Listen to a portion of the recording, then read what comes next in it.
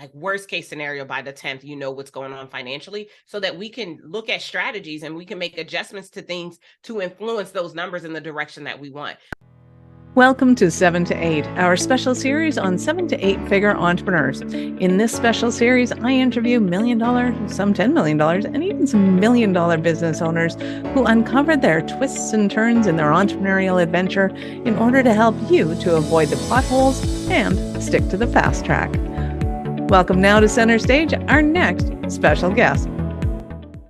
Hey there, peeps. This is Michelle Nedelec, and I am super glad that you're here today because I'm here with my most amazing guest, Darnyelle. Darnyelle, thank you so much for coming out today.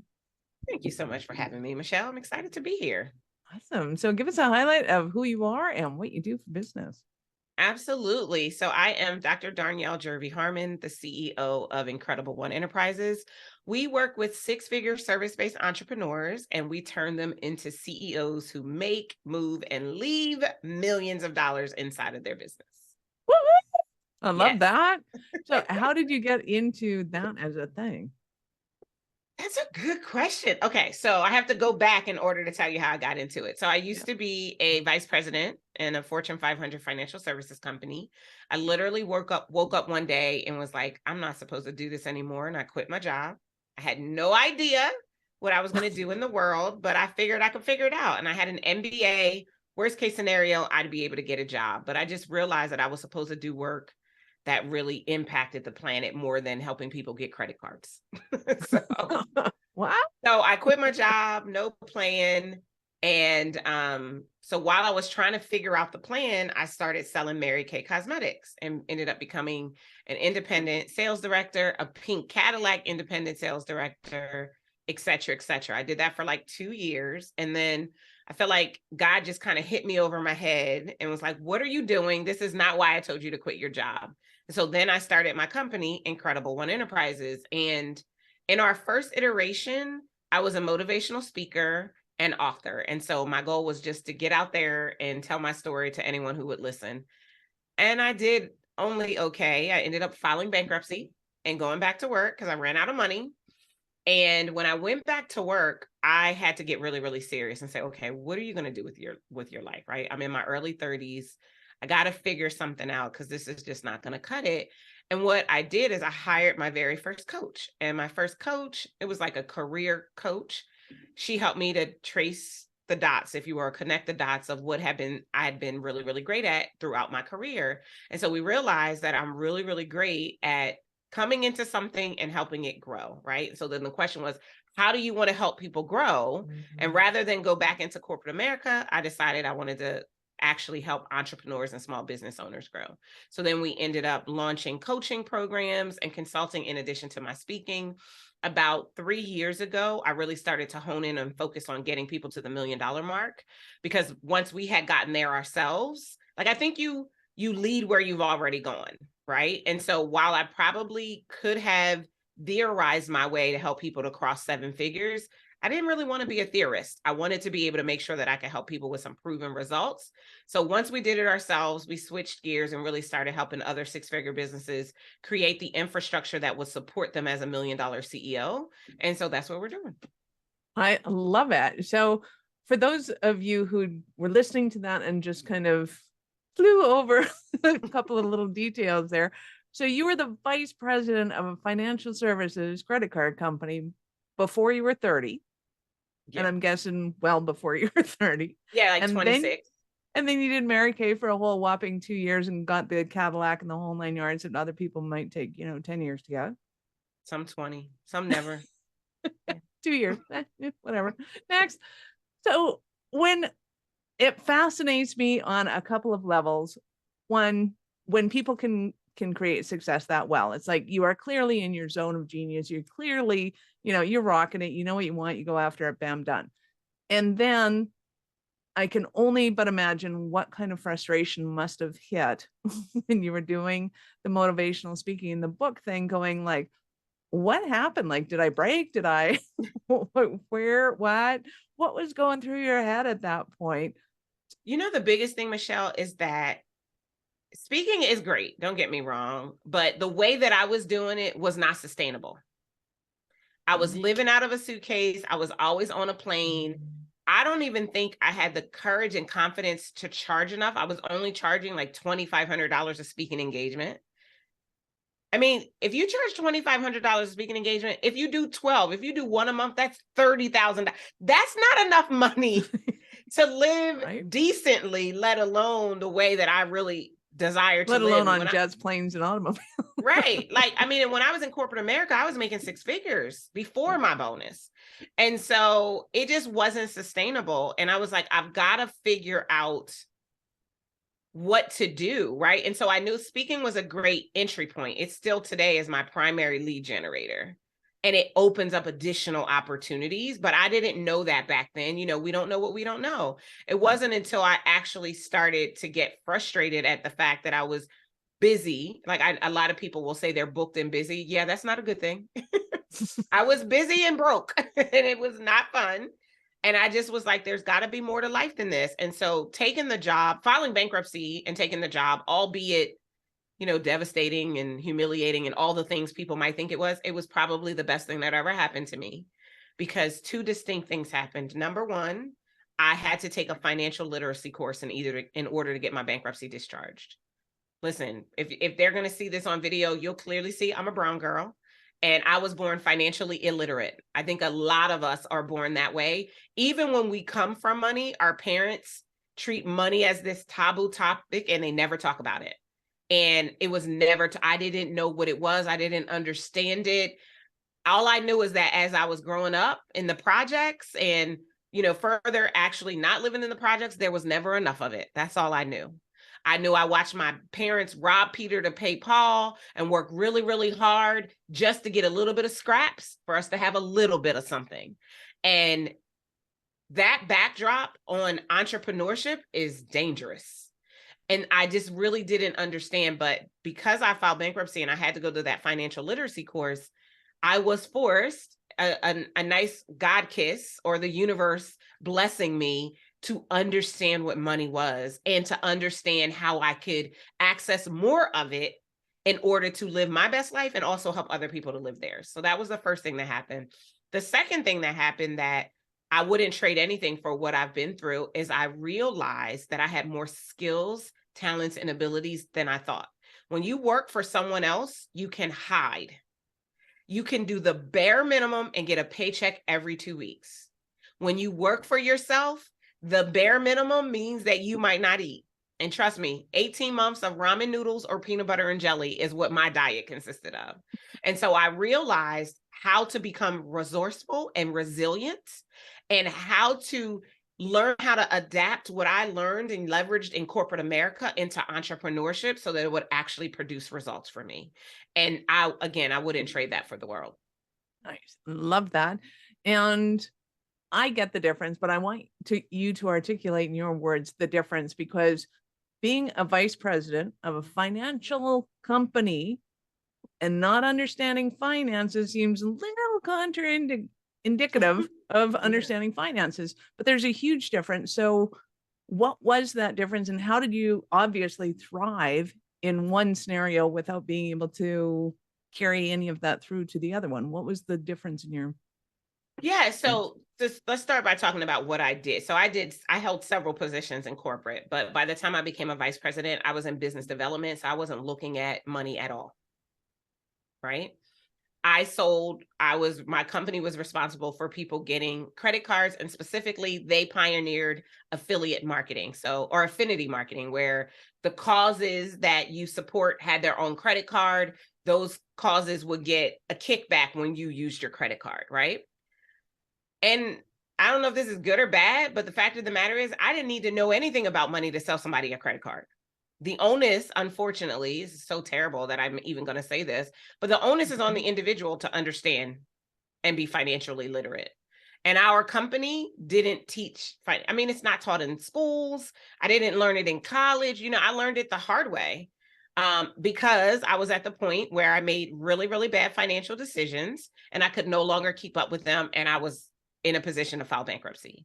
But working for a financial institution and understanding just simple literacy around money, like the education that I needed to do my job didn't take into consideration what I needed to know as an individual consumer.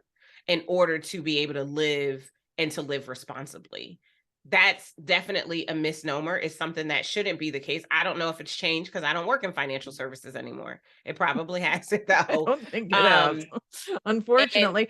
And I do think that there's a lot of people though that think that learning how to balance credit cards is financial literacy, and it's not. And there is so much more to it, which we're going to get into, is to how you are helping entrepreneurs and building that. But I think it's so important that people understand that just because they have a phenomenal knowledge of credit cards and bank credit ratings and being able to loan money and things like that, that's not in itself financial literacy. no, I mean, if only it were. Right. Right. If only it were a recipe for how you should manage money. Like even this morning before having this interview with you, I was looking at our budget. You know, we're almost to the second half of the year and I've got a whole financial management team. But when they send me our monthly reports, I don't just say, okay, they must be right. I actually review them myself, right?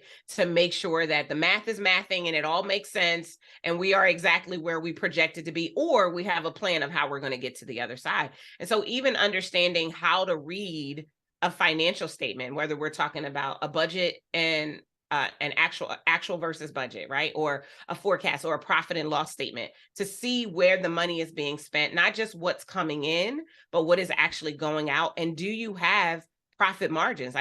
Profit is how we keep score in business.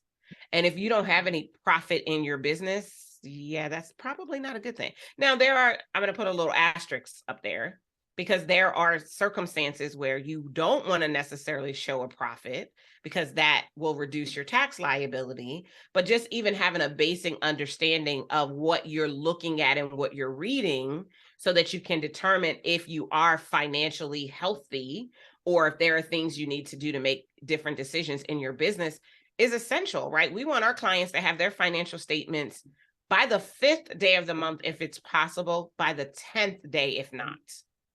Like worst case scenario, by the 10th, you know what's going on financially so that we can look at strategies and we can make adjustments to things to influence those numbers in the direction that we want. This is how we determine whether or not you're charging enough. You might pull a number out of the air because it sounds like a lot when you go to price your service. But once you actually take a look at all of the costs associated with the fulfillment and delivery of that service, you might recognize that you need to raise your rate substantially in order to be able to provide that service without losing your shirt. And if you don't understand money and finances and how it all works and what it looks like, and no one has broken it down for you, then you will miss the mark and you'll be in a business that isn't actually getting you ahead. And that's a problem. You might as well have a job. Well, and I think even if you do go back to a job, you still want to understand the finances, because in my experience, running a business really isn't a whole lot different than running a household. Right. and if you are running a household, you should understand finances. Absolutely. Totally agree. Nice. So let's get into the business aspect of what you're working with people, because I know a lot of trainers say that they help business owners, but they don't help them the way you do. You got a magic sauce in there. So tell me about kind of what makes you different and how you approach the training. Absolutely. So I would say there's probably 3 things that distinctly make us different. Number 1, my knowledge of business, my bench is really deep. So I'm not a person who calls themselves a business coach that figured out how to do one thing and then decided to go and tell other people. It doesn't matter what kind of business you have, I can help you to grow it. Right. So that's the first thing. The second thing is the framework that we leverage in our work. It's called the Move to Millions method. And it is comprised of 5 things. It's your strategy. I'll break that down in a second. Your sales, your systems, your support, and then your success mindset that runs through everything.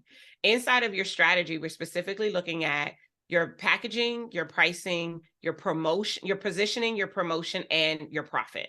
So we're looking at numbers as a part of your strategy. We're defining key performance indicators. We're making decisions about what price points and profit margins need to be so that you actually have resource enough to hire the team that you need to be a true CEO. I think there are a lot of people who have CEO on their business card, but that E is standing for everything instead of executive provision. And so we really want to help them to understand what strategy is, everything that goes into strategy, and how to leverage it so that money falls out.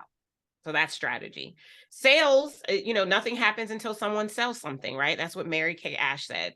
And so inside of sales specifically, we're looking for leverageable opportunities for sales. Sure, you can absolutely sell one at a time. But if you really want to make, move, and leave millions, you need to master selling one to many at a time. So we're looking for the leverageable opportunity inside of a business to bring more sales in. That could mean that we're looking at them selling on webinars, right? You can get 50 people on a webinar. If you have a 30% conversion rate, 15 to 18 of them will take you up on your offer and all enroll in your programs. 18 clients at one time is only going to be possible if you have the right systems and the right support, right? So we're looking at that leverageable sales infrastructure.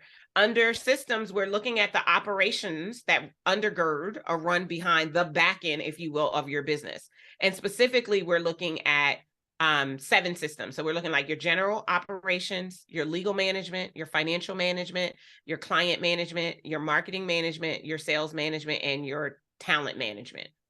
So what do you have in place? Standard operating procedures, the right software, automations, all of those things so that everything is documented so that at any point in time, any person can pick up a procedure and your company can run. This is really important when you are the CEO because there might be something that happens where you have to be away from the business for an extended period of time, and your business should be able to continue to earn without you. And then under support, making sure that you have the right team in place. And we recognize and recommend that your team have 3 distinct teams. So you want your operations team, which includes your finances, your marketing and sales team, which includes how the money actually comes into the business, and then your talent team, which is the service delivery or provision, because our clients are service-based businesses.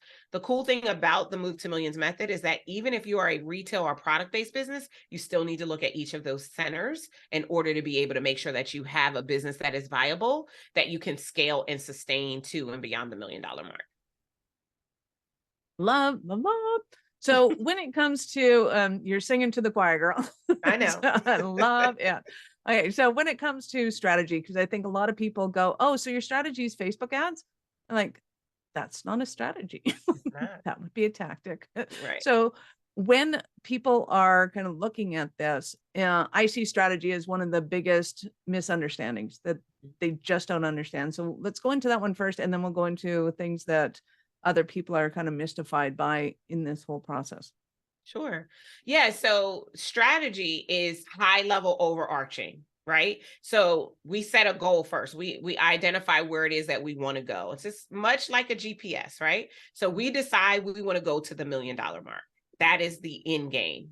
We then need to devise a strategy that is going to get us there and employ the right tactics in order to elevate and execute that particular strategy. But the strategy is high level overarching, right? And the strategy can play in different areas in terms of how you serve clients, what you're doing. And so when we look at strategy, we're looking at 5 distinct strategies. Number 1, your packaging. So what are you delivering? What are you serving your clients? So that means you need to understand your ideal client. It means you need to understand the problem that they have. You need to understand how to get them to the solution in the best possible way as quickly as possible without them losing the most, right? All of that goes into just the packaging piece. And we don't want to bind your clients to you for longer than they need to be, right? We want to solve that problem as quickly as possible. So we're going to devise a strategy that is going to funnel into our desire to get to the $1 million mark, specifically around pricing.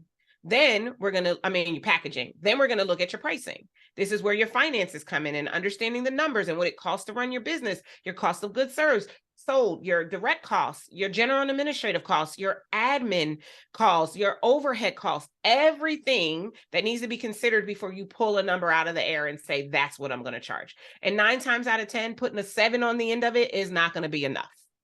Right? So we want to understand the pricing. So then we're going to take the strategy that we developed for our packaging, and we're going to create an equally arching strategy for our pricing that supports that strategy that we created for our packaging, so we can get in front of the right people eventually who will be able to invest in themselves through us to solve a problem they've been unsuccessful at solving on their own.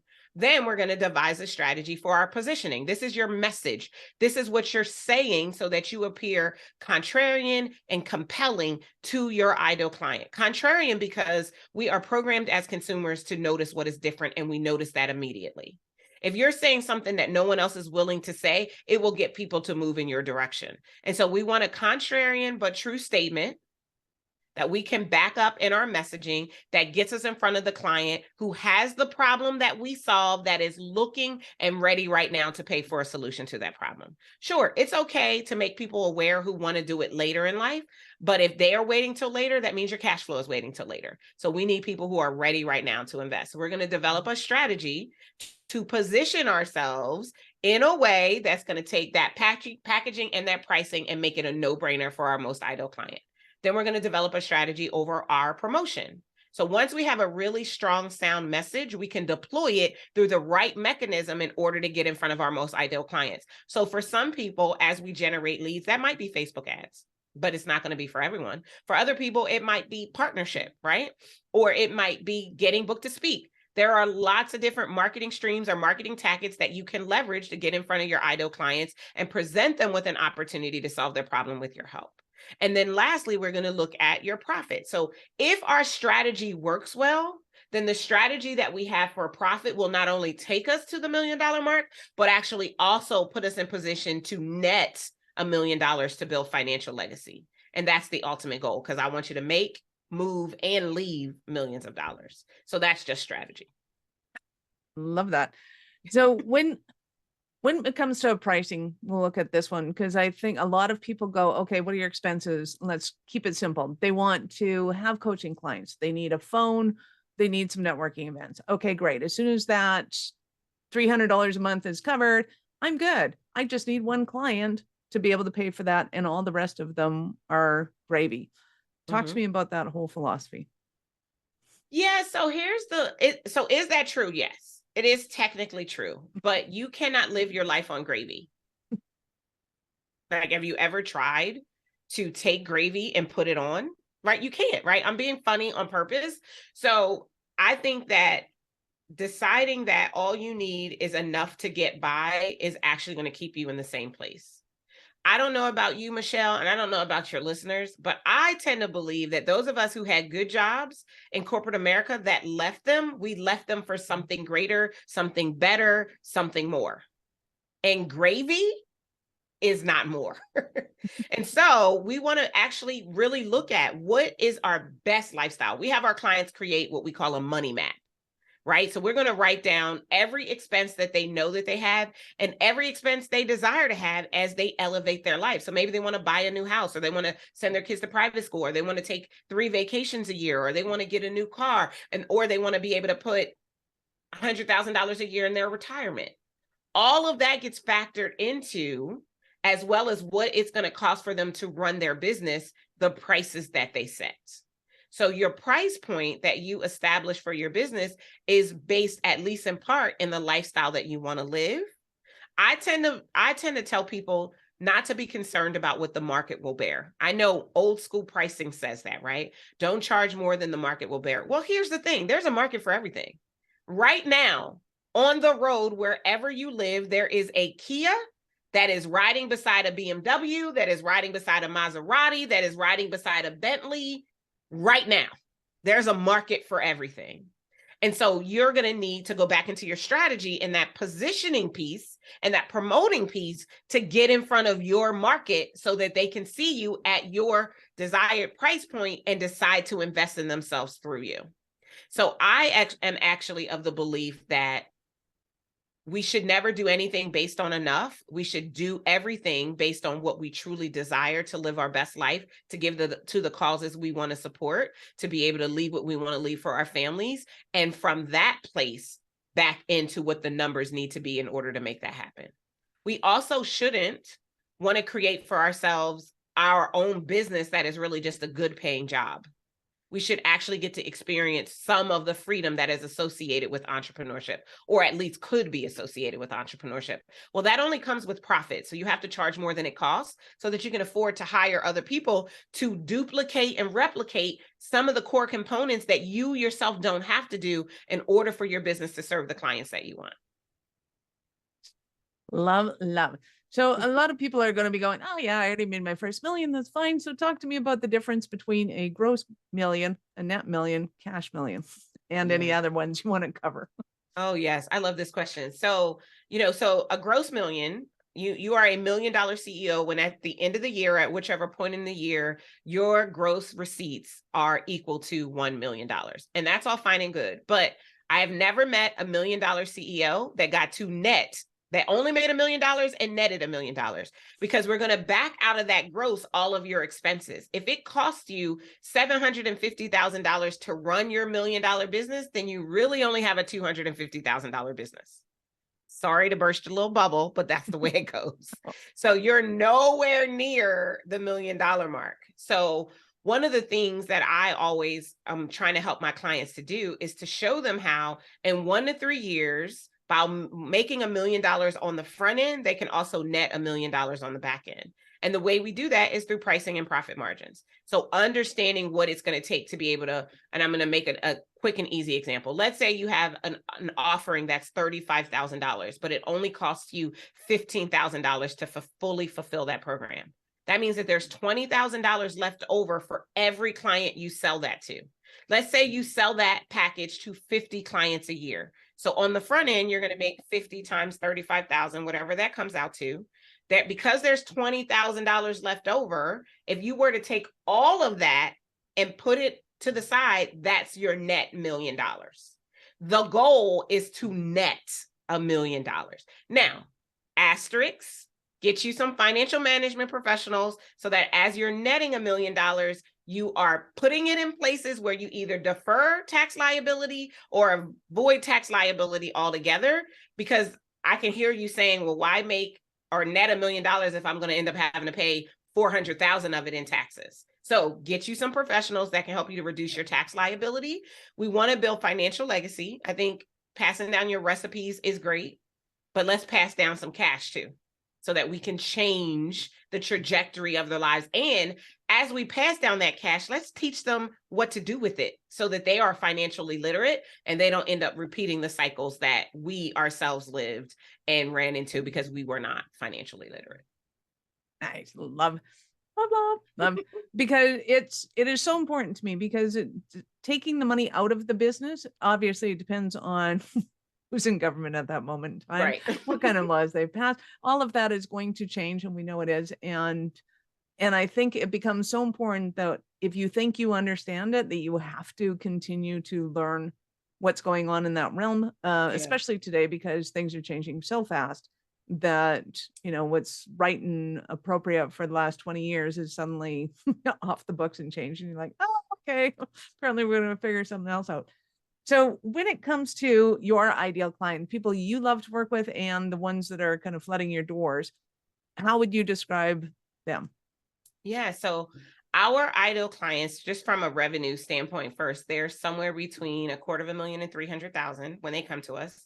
And they have repeated that. They're like, their record is on repeat. They've been kind of stuck at that $250,000 and $300,000 range. Everything that they're doing has gotten them to that point. And in order for them to get to the next level, they're going to need some additional coaching, consulting, and mentorship. And so in addition to that, we work primarily with women, but we don't exclude men. So mostly they're women who are advanced degreed. So they have MBAs or PhDs. They are amazing at what it is that they do. They operate in integrity, but they don't have the strongest business acumen. They've been able to, in a lot of cases, oops their way to multiple six figures, low multiple six figures, because you can get a couple of really great contracts. If you used to work in corporate and you had a great working relationship with your boss, he can turn you into a contractor, and that could be $100,000 contract right off the bat, right? You didn't have to learn anything about setting up a business to make that six figures. And so they've often oops their way to six figures, but now they want to actually put infrastructure in place because they're working harder than they want. they're sacrificing time with their loved ones. They're sacrificing vacation.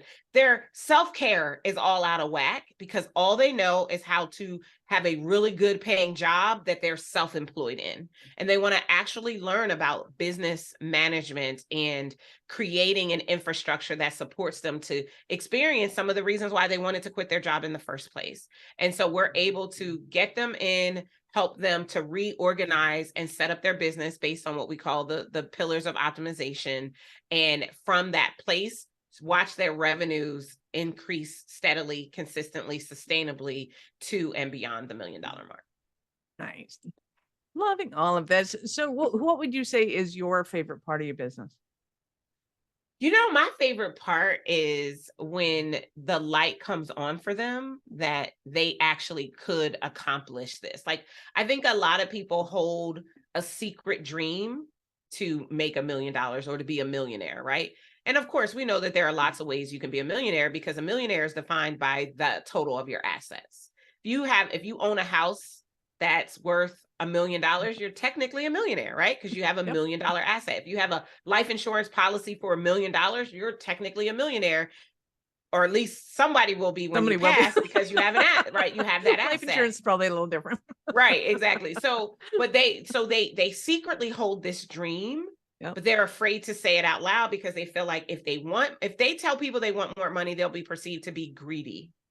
And you know, if they're spiritual, a lot of our clients are, then they start worrying about the scripture that is often misunderstood and misquoted about money being the root of all evil. And all of that puts them in this place of rejecting money instead of understanding what the Bible is actually saying about money and how it is designed for them to be able to use it and have it in order to experience abundance. And so a lot of our work that we do with our clients is on the tactical business acumen side, but we're doing just as much work on that success mindset and helping them to see themselves and to see their businesses differently so they can actually call in with grace and ease instead of hustle and grind all of the resources that they want to experience and have. Nice. And for those people, I have 2 words: King Solomon. Yes, exactly. Fabulous. I had a question for you, and I was totally intrigued by what you were saying. So you're one of the first who has got me off my rails of what I wanted to say about the whole thing, because it was the $1 million acquisition, if you want to put it that way, is there is nothing wrong with having $1 million home and not owning it per se. The bank owns it because at least you have it. Because in my opinion and in my experience, then you have these stepping stones. It's like, oh, okay. Hey, I actually am I have $1 million house. This is awesome. Okay, now what? And then you can start to experience things. It's kind of like when my sister and I first started acquiring money or wealth, it was, wow, why doesn't everybody live like this? And it was silly things like heated seats and instant ice in the fridge. And it was like, this is awesome. And when you can get into that, the jazz of that, then you start to realize how awesome and how fun it can be to do things like opening up orphanages and, doing things with the money that you wouldn't be able to do otherwise. Because I believe that the whole 10% tithing thing isn't just a nicety that you do. I believe that it is the secret to maintaining wealth, is when we learn to put it in the place that we want it to. So we can either pay taxes on it and somebody else decides where that money goes and gets spent, and you either like it or you don't, and you vote and you go, oh, the system doesn't work. Wow. Yeah. Or you create great wealth and decide where you want to put that and use that money as your tax write-offs. It's like, I've already spent my tax. I put it where I wanted it to, and this is how I want to build my society. And I think anybody that gets lost in that is really, really got to understand the benefits and the power of little steps of successes and how we can create the reality that we want through becoming who we were meant to be. And part of that is the money equation. Absolutely. I love that. I love that you brought up tithing. And I think, the biggest thing for me is that money gives you choices and options. And when you don't have options, and if you were raised without options, to come into an environment where you now have options, it gives you so much power. And I'm with you. I think that tithing is a staple. I think it's a secret to wealth and wealth generation, like keeping the flow of money and abundance moving into your life experience by being willing to give it away, or at least a portion of it away. And I think that, when you understand that and you leverage that, and even if you think about, if we go back to the pricing conversation, if you're charging enough to be able to tithe 10% to the causes that are important to you, that's how you're going to have plenty of clients who are paying you. Like, so there's just so much that goes into that. And I think that wealth isn't, sure, you're going to get the things, right? You're going to buy the house, you're going to get the shoes, you're going to drive the car, you're going to get the closet and the pool in the backyard and the ice maker on the refrigerator, right? Like, Right. I think that's pretty common today, but you're going to get all of that stuff. And then it's going to be like, it's going to get old. And then you're going to be like, what now? But when you have money, you can impact. Like, my mom went to jail when I was 8. So our family foundation works with the children of incarcerated parents to teach them entrepreneurship, so they have an alternative to following into their family's footsteps. I wouldn't be able to do that if I didn't have money. Right. So many things that I'm able to do because I have resource, I wouldn't be able to do. And it's not buying Christian Louboutins. Like, first of all, those shoes are not comfortable. They're not built for everyone, trust me. They're not. They are not. I don't know who they're built for. 10 but women it ain't everyone in the south of France can wear Louboutins, right? But it's about so much more than the material things. It's the impact that you can leave. Like, I get excited, Michelle, when I think about my children. One day they'll be 18 and they'll be able to decide, do they want to go to college? Do they want to buy their first home? Do they want seed money to start their first business?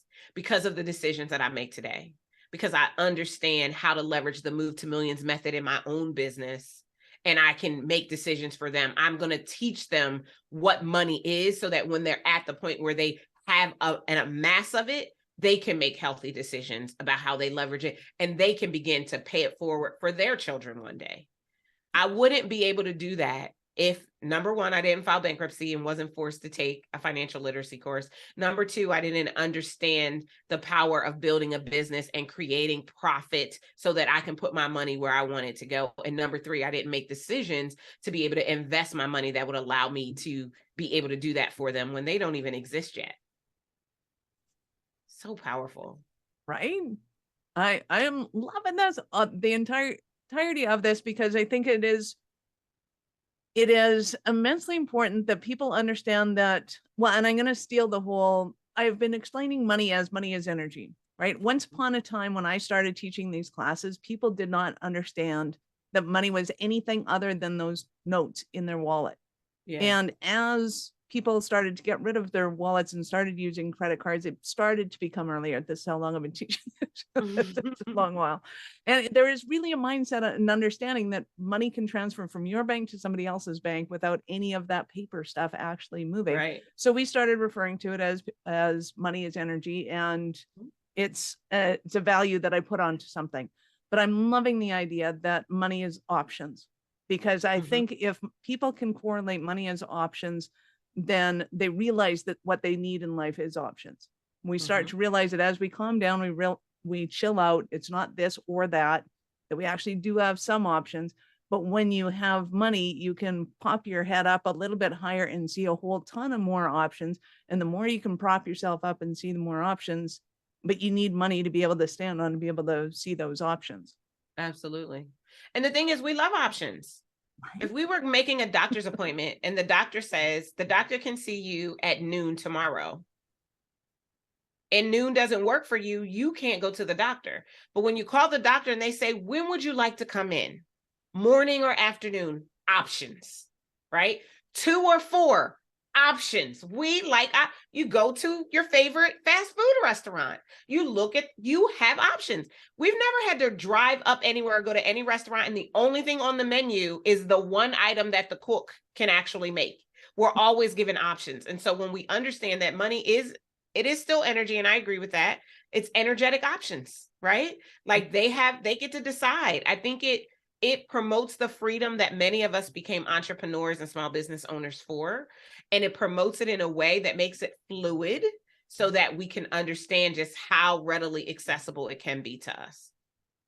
Awesome. So give us an example of a Cinderella story of one of your clients. Oh, I have lots of Cinderella stories. Okay, so let me just pick one. Okay, so I had a client that I worked with, first started working with her back in 2015. And when I met her, she was charging $25 an hour.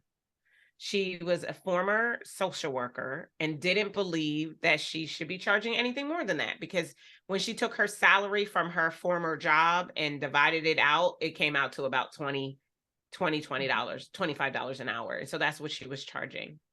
At that particular point in time, her family, they weren't able to do a lot of stuff. They didn't have as many options, right? And so over the years of us working together, we did eventually get her business to the $1 million mark. Her family was able to take a full, everyone flew first class to Dubai vacation.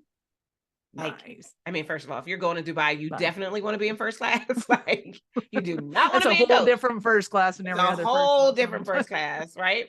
And she was able to put her children through school, completely paying for it based on the health of her business. So that's just, I mean, I could go on for days, but what I love about that one is when I first started working with her children were young, like 6, 7, 8, or 8, 9, 10, like in that range. And they've grown into and become adults. And they are like recently seeing them, like, I remember when a mom used to listen to you in the car. I still quote you. Like, what they were learning at those ages are now allowing them to be the productive adults that they are now. And so for me, the work isn't even just about the money change, because the money's going to change, right? If you understand your strategy, sales, system support, and have the right success mindset, you will make more money. It's about the ripple effect that had for her and her children, and now they're growing into into adults, not adults, into adults, and able to make decisions based on what they were taught and what they caught in their mom listening to me in the car. Right? I love that. And it reminds me, when my son was young and I was getting into this, instead of me reading and him kind of falling asleep, I'd be reading him, financial books. And it was like, okay, can we tell this like it sounds like a story? And then they went to 3 million. Right. Like, how much can I fluctuate my voice? He's like, right. this story repeats itself. Hey, good notice. I love it. I love it for the subliminal messages in this subconscious mind about money and business and those types of things. So that's super helpful. Trust me. You start going into those later years, and it is super helpful to have those.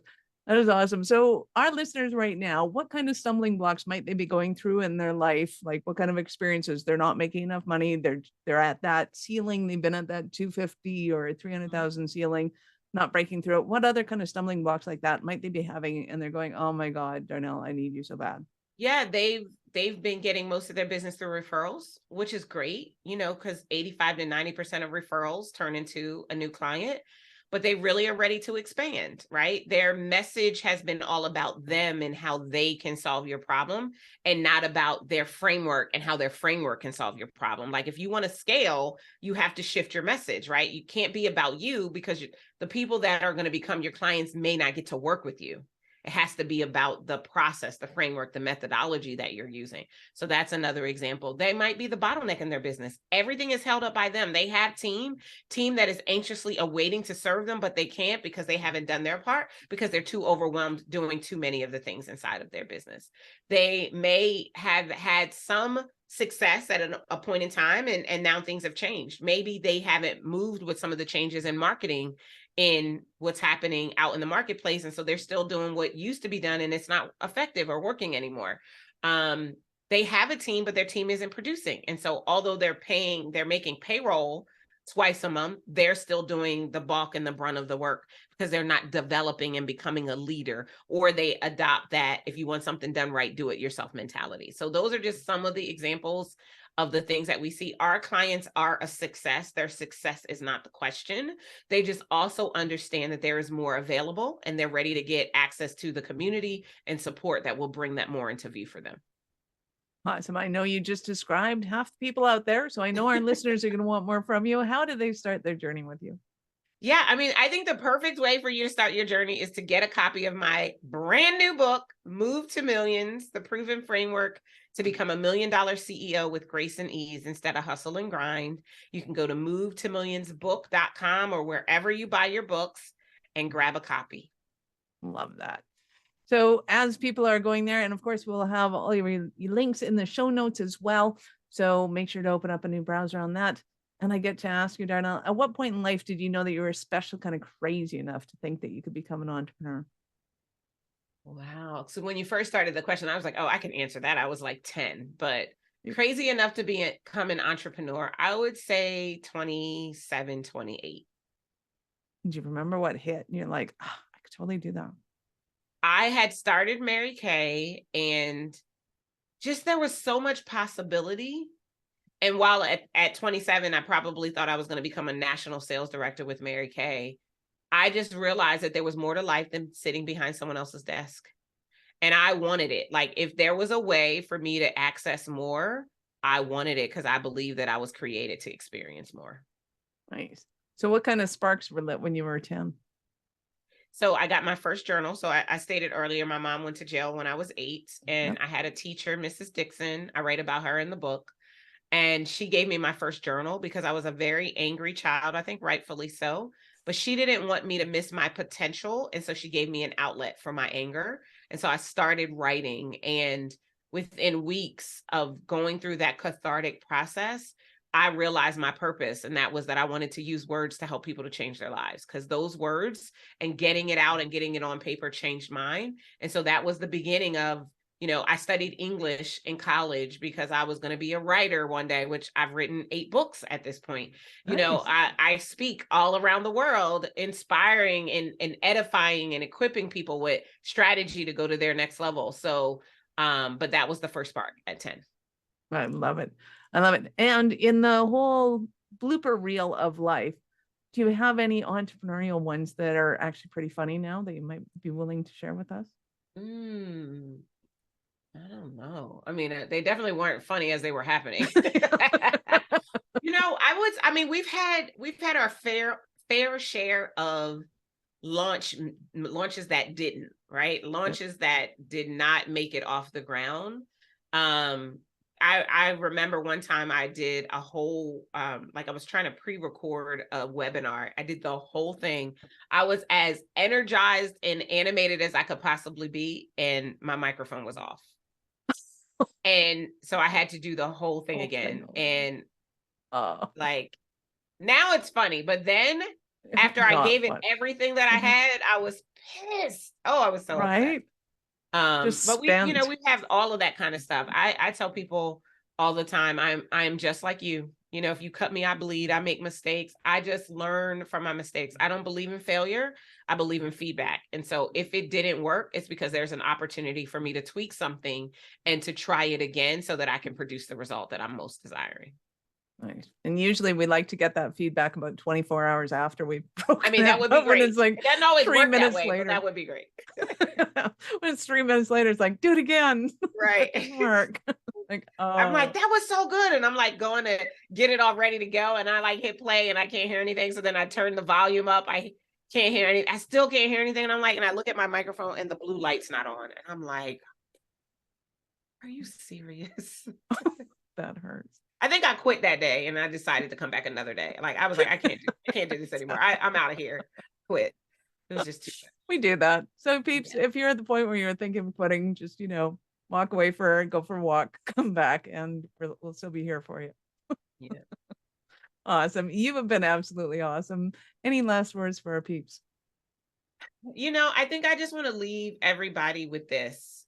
For you to be an entrepreneur or a small business owner, there is a reason for it. I believe that if you were called to it, it's because it is a big part of your purpose. So have more fun with it. Be willing to invest in yourself to get access to whatever tools and resources that you need. and find the opportunities to have fun. Life is too short to hustle, to grind, to be overwhelmed or frustrated. And so laugh more, have more fun, find the joy in your business, do the things that really light you up. Yeah, that's what I would leave you with. Awesome. Thank you so much for your time. I appreciate it. And I know how valuable it is. You're so welcome. Thanks for having me. Peeps, thank you for being here. And this is Michelle Nedelec. We love having you here. So be sure to subscribe to the show, share it with your friends, and allow us to help you grow. Thank you for listening to 7 to 8. If you're interested in upping your speaking game, be sure to connect with our guests with the links in the show notes, and connect with me to see how we can help you get your tech done for you and help your speaking dreams come true.